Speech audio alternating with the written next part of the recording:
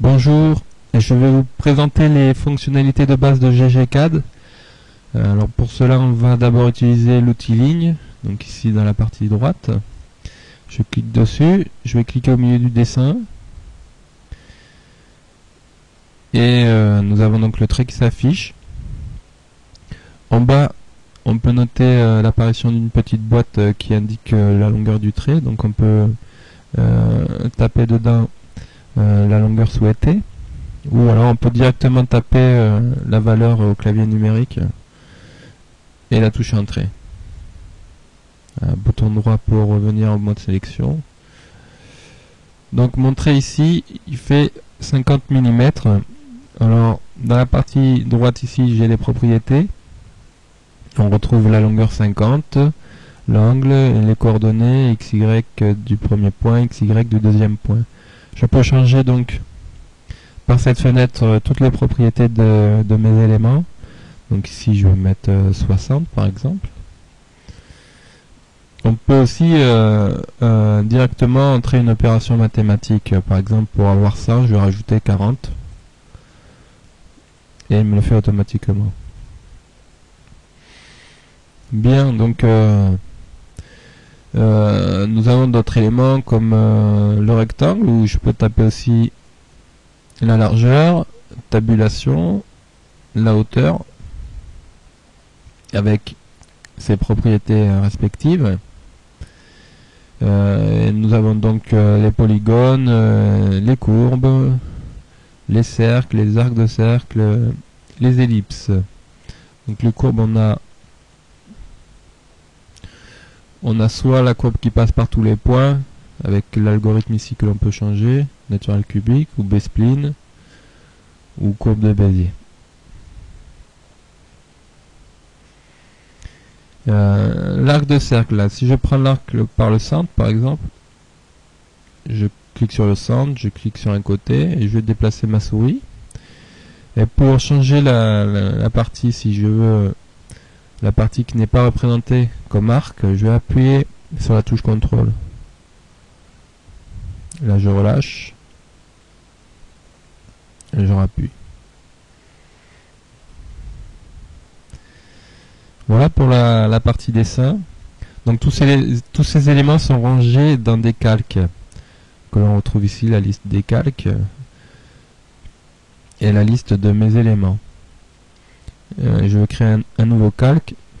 Celui-là va être bleu.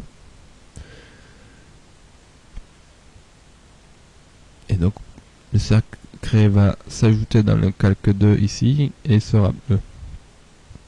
Alors les couleurs par défaut des calques peuvent se modifier dans les préférences couleurs des calques par défaut.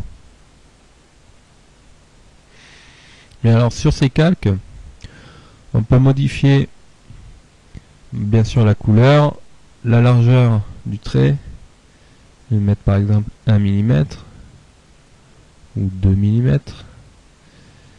Et le type de trait, donc par exemple un trait, un pointillé, un trait, un pointillé. Je vais revenir comme avant. Continue. 50. Bon, 35. Bon, ça change rien. Voilà. Alors ici, le rectangle, bon, par défaut, il est groupé, c'est-à-dire que c'est un groupe de 4 traits. Ici on peut dégrouper et on va retrouver maintenant nos 4 traits. Alors on peut changer dans les préférences si l'on veut que par défaut on crée le rectangle comme bloc ou pas. Alors les outils, on a ici les congés. Donc un congé, c'est un arc de cercle qui va relier 2 traits. On va modifier le rayon ici, donc 20 entrées. Je vais cliquer sur un premier trait, sur un deuxième, et il va automatiquement me créer un congé. Le chanfrein, pareil, sauf que ça va être une droite. Voilà. Nous avons la possibilité de placer un trait à une distance horizontale ou verticale. Ici je vais prendre horizontale, je vais mettre 50, je clique sur la référence et le trait à déplacer. Voilà, donc si j'utilise la cotation, on voit bien que le trait est à 50 mm. Bien. On a une fonction qui permet d'aller intersecter l'élément suivant, etc.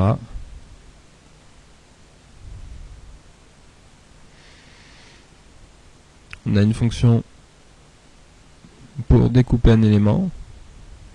Bon, voilà, ici j'ai coupé en deux. Et une fonction de décalage.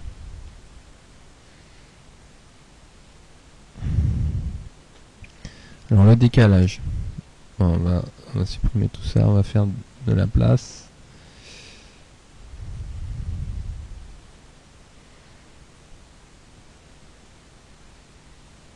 On va faire un exemple comme ça, avec un congé. Et un exemple comme ça.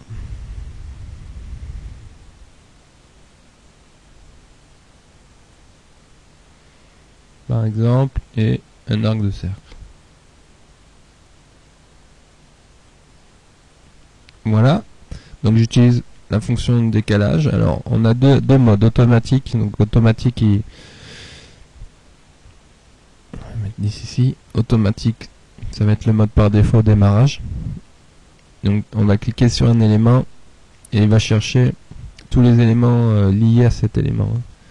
Donc ici, bon, c'est une forme fermée. Hop, je clique et ça reprend. D'accord, donc en manuel, je vais faire la même chose, mais il va prendre juste l'élément sélectionné. Je vais sélectionner, supprimer. On va revenir pour mieux voir. Donc manuel. Voilà, si j'appuie sur la touche contrôle. D'accord. Et pareil pour... Ah oui, alors je vais repasser en auto. Voilà, automatique. Une forme fermée, on va mettre à 5 par exemple.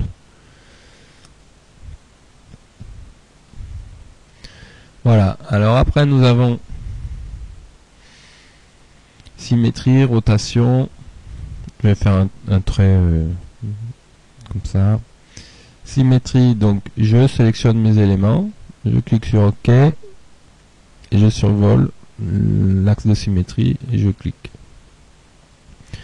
Rotation, on sélectionne les éléments, on clique sur OK, on sélectionne un point de rotation ici par exemple et on tourne la souris et on clique.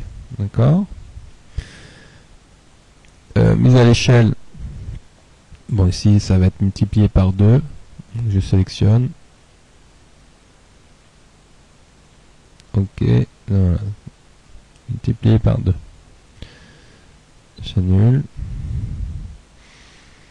On va déplacer ici de 5 sur X et de 5 sur Y. Alors on a aussi le miroir horizontal. On l'a ici, mais on a des raccourcis. Donc horizontal, touche H, et vertical, touche V. On a aussi un raccourci pour la rotation avec la touche R qui va faire une rotation sur lui-même.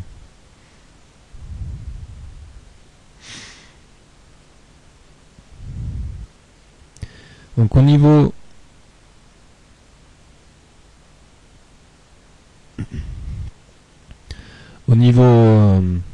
hachure, couleur de fond, image, on va procéder comme ça. On va faire un petit exemple. Un petit congé.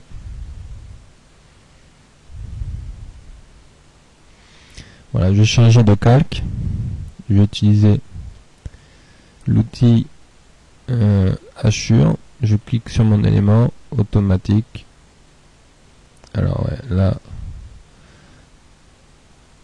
on va refaire ça en plus petit. Je vais supprimer une hachure. On va faire une échelle et on va multiplier par 0,2.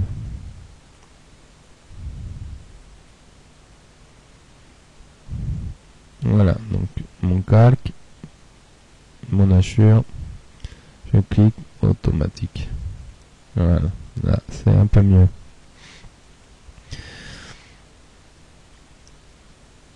Je vais la supprimer. Je vais faire alors, sur le calcul un objet à l'intérieur. Je reviens sur mes hachures. Je vais sélectionner les deux éléments automatiques et le carré va être éliminé pour les hachures. D'accord? Alors si jamais j'ai une zone comme ça,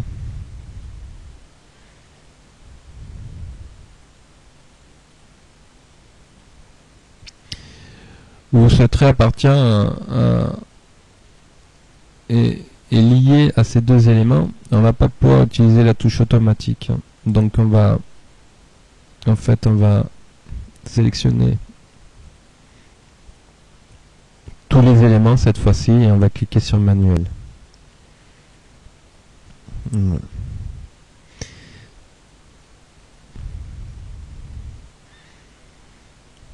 Ok, donc pour la couleur de fond c'est pareil, même principe. Alors, on va enlever ça pour nous faciliter la tâche. Donc couleur de fond, auto. Voilà. Et pour l'image c'est pareil. Hein. Image, on sélectionne, auto. Là, on nous demande une image. Je vais en prendre une quelconque.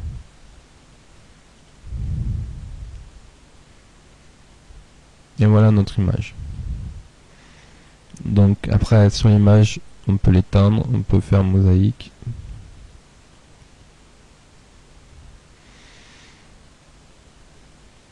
Ok.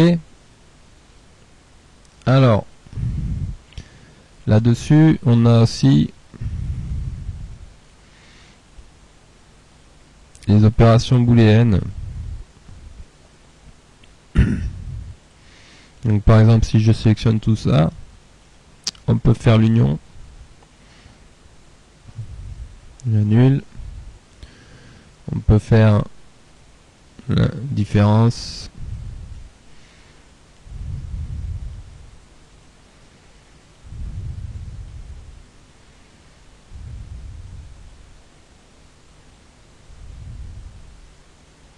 On peut faire l'intersection.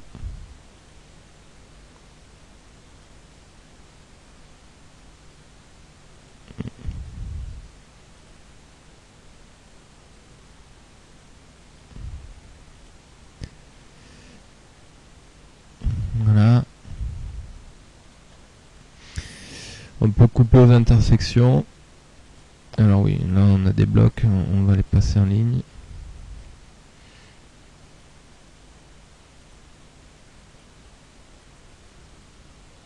Voilà.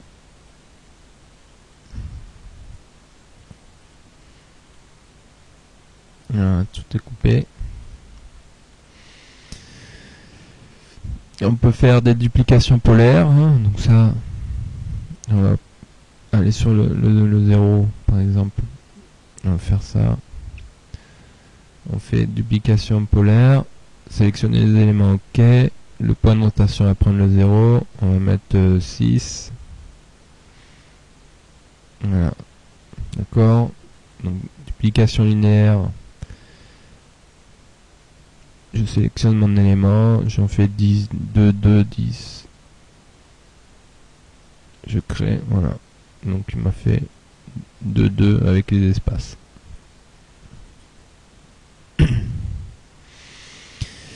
Voilà. Et la dernière chose, c'est les scripts. Donc les scripts,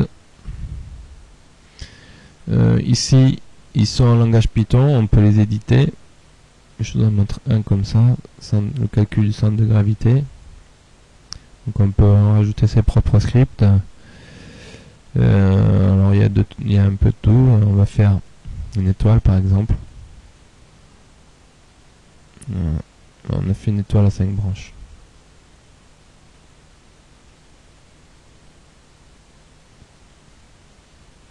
Voilà. Alors nous avons, j'ai oublié de parler des textes. Donc ça c'est les polices TrueType, les polices de Windows. On va changer la police, on va mettre 50. Voilà. Ici. Et on a les contours de texte.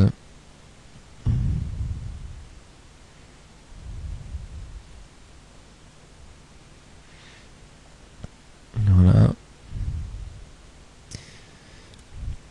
Et ces contours de texte, on peut aussi la lier à une courbe quelconque et puis la déplacer comme ça.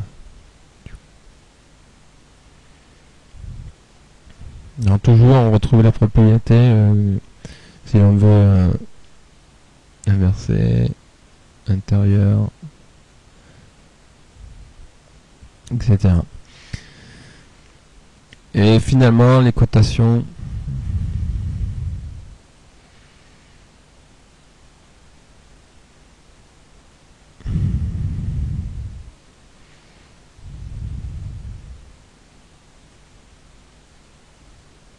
Donc on a les cotations comme ça, de ce style, l'angle,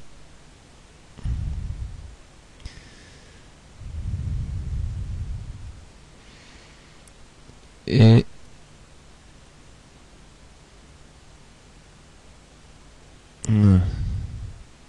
les plans de coupe.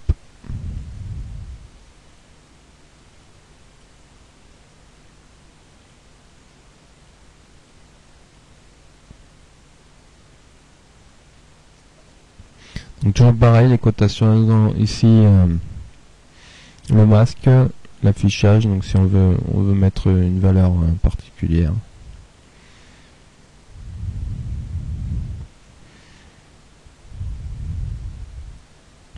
Et finalement l'impression.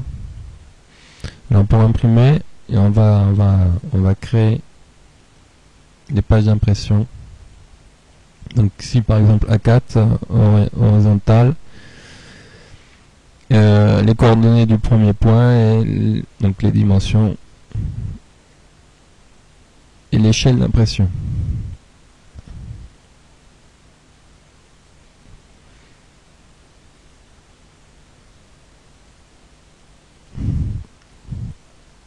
Donc là on a du A4. Voilà à peu près pour toutes les fonctionnalités de GGCAD. Et je vous remercie.